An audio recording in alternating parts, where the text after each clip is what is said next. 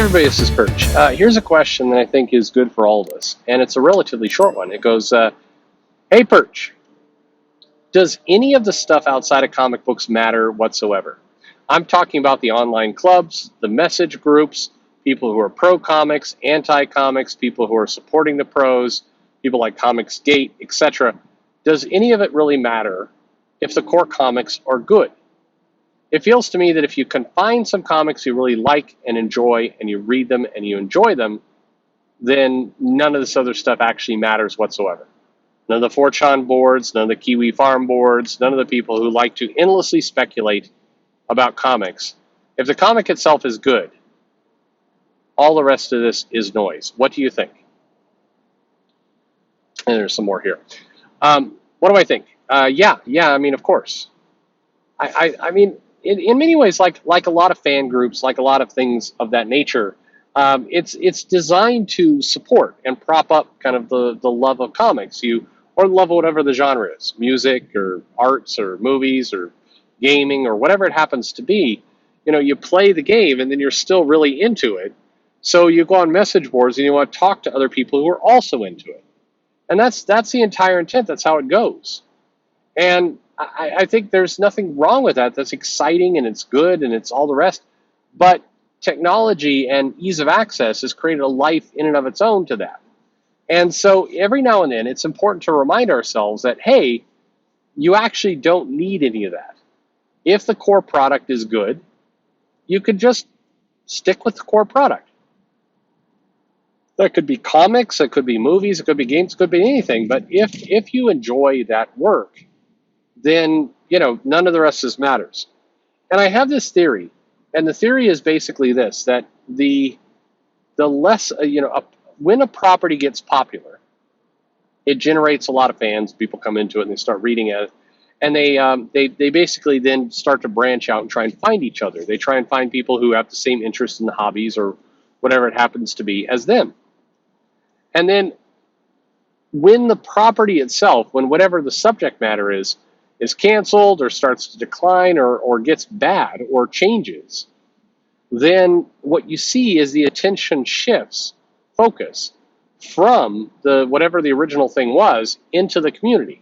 So the more active and rabid and the more attention goes into the quote unquote community and everything around it, it's usually an indication that the property itself is become boring or stale, or people are less interested in it. They have to create their own excitement. So take something like Star Wars. Star Wars, I grew up with Star Wars as a kid. I remember, I have the memory in my head of leaving Colorado movie theater in Denver. And I was in the parking lot leaving the theater, and I had just watched Luke Skywalker go down the trench. And I wasn't there. I was too young for the original screening of this movie. It came out again in like 80. I'd watched Empire Strikes Back, and then they re-released Star Wars in the theaters before putting out Return of the Jedi. And I watched Star Wars at that point, and Luke had gone down the little Death Star trench and everything. He'd blown up the Death Star. And I remember as a kid, like a young kid, walking out of the movie theater with my mom, and I was imagining, I could picture myself in the X-Wing fighter, and I'm in the parking lot, but my mind was flying through space in this thing, and it was just so cool. I was so excited by that. A couple days later, we went to the toy store, and there was like a little Luke Skywalker in the little jumpsuit from the X-Wing fighter, and I'm like, I have to buy that. And my mom's like, fuck you, you got enough toys. And I'm like, she didn't say that, but it was like, no, you can't afford this. No, we don't want a toy. I'm like, no, I've got to. I'm literally, I'm gonna humiliate myself. I'm begging for this because I want to connect this memory that I had at the movie theater. I wasn't too young to put these things into words in, but I want to what I meant was I want to hold on to this memory forever. It's so amazing. And she's like, no, go to hell. And so I had to go back a couple weeks later and buy it, with some allowance money. But then I revered that toy. I mean, it was just, and it wasn't the toy. It wasn't playing with it. It was the memory that it created in my mind. And as I grew up, I remember, they do the prequel trilogy, and now at this point, I'm older and I'm working, and I'm in a job. I'm like, hey, I'm going to take some of my coworkers to that movie, and we went out and see it, and I'm like, well, this sucked. I don't know why they put Jar Jar in here, but okay. But still, it was like, hey, let's talk about this and debate it and everything else. And we watched it. I mean, and then the next two movies came out, and they were also kind of lousy. But still, there was a community around Star Wars. There were message boards at that time. There were websites. There were people who were building 3D models off of the characters, and Lucasfilm was suing them. And there was this whole engaged, group around it. And then the new Disney trilogy movies came out. And that first one came out. And there were lots of people out there like, oh, it's a bunch of bullshit. It's just the first movie all over again. But it didn't stick. The majority of people are out there like, we're just really glad to see Star Wars again. Yes, we're pissed that Han Solo, was killed. But still, The Force Awakens, it felt like that excitement, that spark was back. And people were commenting on it. And there's some excitement. Now, granted, about the same time, people started coming in and be like, hey, why is there a chick as the lead Jedi? A bunch of bullshit that is. But so there were some people starting to bitch, but it hadn't taken hold yet. It hadn't taken over. But you had this very rabid fan base. But what you saw is that the movies were, I don't know, very popular, but they were still declining a little bit in kind of pop. It didn't have that attached pop culture feel. So people were complaining, and this stuff was going on. And then The Last Jedi comes out. The Last Jedi took a bizarre approach, which I feel like years from now is going to be studied in marketing, which is, hey, attacking a segment of your fans is stupid. Even if people on Twitter are like, yeah, Yas Queen, go, get those haters. It's a terrible idea because you're injecting negativity in. So this is, I think, the thing for Rian Johnson and a lot of the and Kathleen Kennedy and Star Wars Group to understand is that even if you were annoyed by those fans, even if the angry, the people who are pissed about the movie, even if you felt like you hate them to no end, you hate critics. If you decide to go after them as toxic men, all the rest, Nazis and everything else, you absolutely will get a segment of fans applauding you and saying, hey, way to go, because you've injected in the culture war. So they're just predisposed to say, oh, I'm Antifa. Do you hate Nazis? I also hate Nazis. So if you hate Nazis, and I'm behind you. Yay.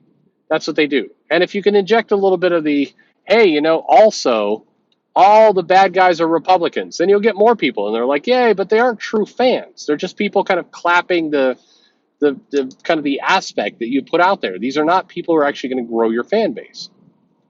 But that's what happened with Star Wars is eventually the fan communities, YouTube videos, message boards, Twitter, all that noise, pro and con, by the way. It doesn't always have to be negative. It can be pro as well. It got to be louder than the movie itself.